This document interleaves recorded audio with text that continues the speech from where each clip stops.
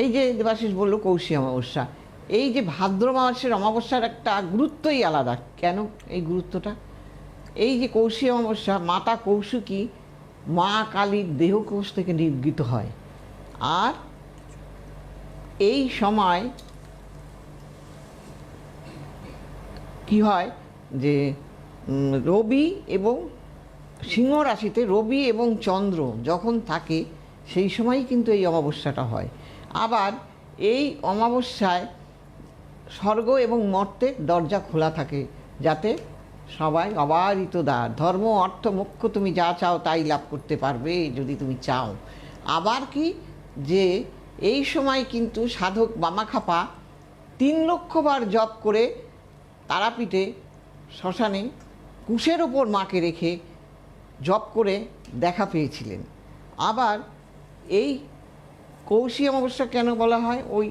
এই কারণেই বলা হয় যে কুশের ওপর রেখে বামাখ্যাপা পুজো করেছিলেন, সেই জন্য অনেকে বলেন এটা কৌশী অমাবস্যা। আবার এটাকে আলোক অমাবস্যাও বলা হয়, কারণ এই দিন তার শ্মশান মহাশ্মশান তারাপীঠের আলোয় আলোয় সমাদৃত, একেবারে প্রচুর আলো থাকে।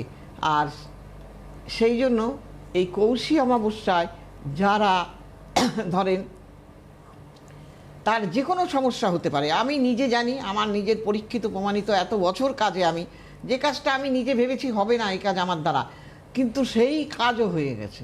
কারণ যারা করাতে এসছে তারা বলছে দিদি আপনি করে দেন, হোক বা না হোক আমাদের কোনো আপনাকে বলতে আসবো না কিছু, কিন্তু আপনি করে দেবেন। সত্যি তাই, আমি করে দিলাম, আমার গায়ে কাটাছিড়া দিচ্ছে, বলছি এখন না হওয়া কাজ হয়ে গেল।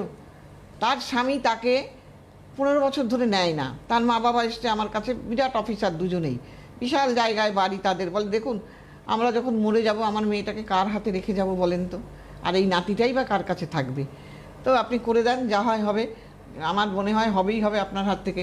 তারপর করলাম, বিশ্বাস করবেন না, 7 দিনের মাথায় তার জামাই ফোন করলো, ফোন করে বলল তুমি শিগগিরই আসো, তুমি ছাড়া আমায় কেউ বাঁচাতে পারবে না। বলছে আমাকে তো ঢুকতেই দেবে না। বলছে কে ঢুকতে দেবে না? আমি তো বলেছি বাড়িতে তোমায় ঢুকতে দেবে। তো দেখুন কীরকম মিরাকেল ঘটে যায়, এরকম অনেক। কাজেই এই অমাবস্যাতে যারা ছেলেমেয়েরা অবাধ্য,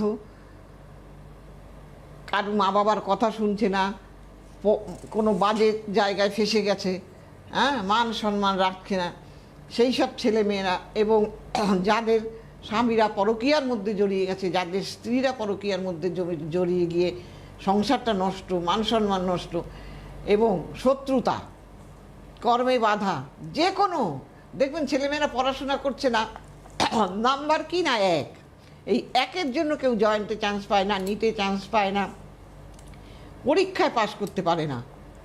পড়াশোনা ভালো করতে গেলে তাকে কি কি জায়গা তার ভালো করতে হবে, সেই জায়গাকে যদি বুস্ট আপ করে দেওয়া যায়, অটোমেটিকলি একটা মানুষ পড়াশোনা করতে গেলে তার শরীর ভালো থাকতে হবে, একটা মানুষ পড়াশোনা করতে গেলে তার ইচ্ছা আগ্রহ থাকতে হবে, এবং যতটা পড়লাম পরীক্ষার খাতায় লিখতে পারতে হবে, এবং অস্থিরতা থাকবে না, চঞ্চলতা থাকবে না, মনে রাখতে হবে। এইগুলোকে যদি প্রত্যেকটা জায়গা আমি ঠিক করে দিই বলে আজও কিন্তু আমার এই জায়গাটা বিশাল জায়গায় পৌঁছে গেছে। কেউ আছে?